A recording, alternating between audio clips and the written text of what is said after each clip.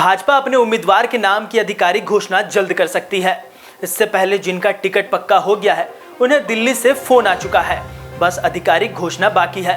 अगर बात पहले चरण में होने वाले चुनाव की करें तो इसमें 43 सीटों पर वोट होने वाला है। इसमें पलामू प्रमंडल के साथ साथ दक्षिणी छोटा नागपुर के कई विधानसभा और कोल्हान की सीट शामिल है।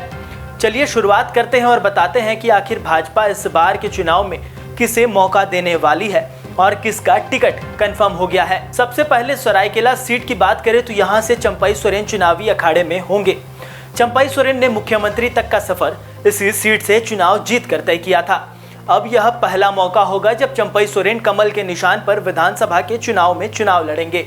इस सीट से चंपई सोरेन उम्मीदवार होंगे, यह लगभग तय हो चुका है। इसके बाद दूसरी लिस्ट की बात करें तो दूसरे लिस्ट में दूसरा नाम पूर्व मुख्यमंत्री बाबूलाल मरांडी का आ रहा है। बताया जा रहा है कि बाबूलाल मरांडी राजधनवार से कमल के निशान पर चुनाव लड़ते दिखेंगे।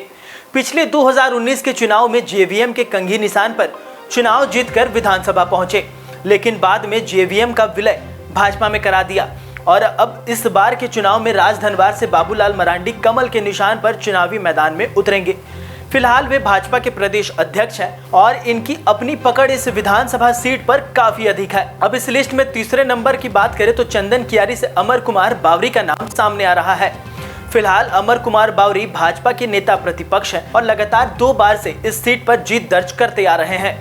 आपको बता दें कि 2009 के विधानसभा चुनाव में उन्होंने चंदन कियारी से झाविमो के टिकट पर चुनाव लड़े थे, लेकिन आजसू पार्टी के उम्मीदवार उमाकांत रजक से हार गए थे। जिसके बाद 2014 के चुनाव में बावरी चंदन कियारी से झाविमो के टिकट पर विधायक चुने गए। ऐसे में अगर देखें तो चंदन कियारी सीट अमर कुमार बावरी का परंपरागत सीट है। अब चौथे लिस्ट की बात करें तो चौथे लिस्ट पर अनंत ओझा का नाम सामने आ रहा है। बताया जा रहा है कि अनंत ओझा राजमहल विधानसभा से चुनाव लड़ेंगे। इस सीट पर लगातार 2 बार अनंत ओझा ने भाजपा का झंडा बुलंद किया है और अब यह तीसरा मौका होगा जब कमल के निशान पर चुनाव लड़ेंगे। बता दें कि अनंत ओझा मुखर होकर आवाज उठाने वाले नेता में से एक हैं। सदन से सड़क तक सरकार को घेरते दिखते हैं। 5वें नंबर पर भानु प्रताप शाही का नाम सामने आ रहा है।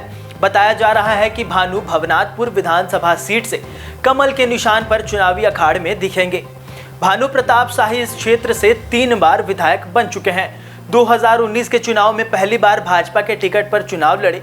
इससे पहले खुद की पार्टी नव जवान संघर्ष मोर्चा के टिकट पर चुनाव जीतकर सदन पहुंचे थे।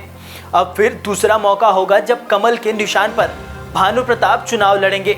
अगर देखें तो निशान कोई भी हो, भानु की अपनी पकड़ इस क्षेत्र में है और यही वजह है कि भवनाथपुर में पार्टी बदली लेकिन प्रत्याशी एक ही जीतता गया। अब इस लिस्ट में बात करते हैं हुसैनाबाद विधानसभा सीट की। इस सीट पर कमलेश सिंह के चुनाव लड़ने की बात कही जा रही है। बता दें कि कमलेश सिंह पहली बार कमल के निशान पर चुनाव लड़ते दिखेंगे। सूत्रों की माने तो इनके नाम पर भी मुहर लग गई है। 23 को कमलेश सिंह भी नामांकन करेंगे। बता दें कि हाल ही में घड़ी चोरकर कमलेश कमल पर सवार हुए थे और अब हुसैनाबाद से कमल के निशान पर चुनाव लड़ेंगे। कमलेश सिंह 2 बार विधायक हैं और 1 बार मंत्री भी रह चुके हैं। 7वें लिस्ट में सुनील सोरेन का नाम सामने आ रहा है। बताया जा रहा है कि सुनील सोरेन को दुमका विधानसभा से चुनावी मैदान में उतारा जाएगा। हालांकि सूत्रों की माने तो सुनील को केंद्रीय नेतृत्व जामा से चुनावी मैदान में उतारने की योजना बना रही है और दुमका सीट लुइस मरांडी को देने की तैयारी कर रही है, जिससे दोनों सीट जीत सके। बता दें कि जामा से सुनील सोरेन दुर्गा सोरेन को हराकर सुर्खियों में आए थे, जिसके बाद फिर 2019 के लोकसभा चुनाव में दुमका लोकसभा सांसद का चुनाव लड़े और जीत भी मिली।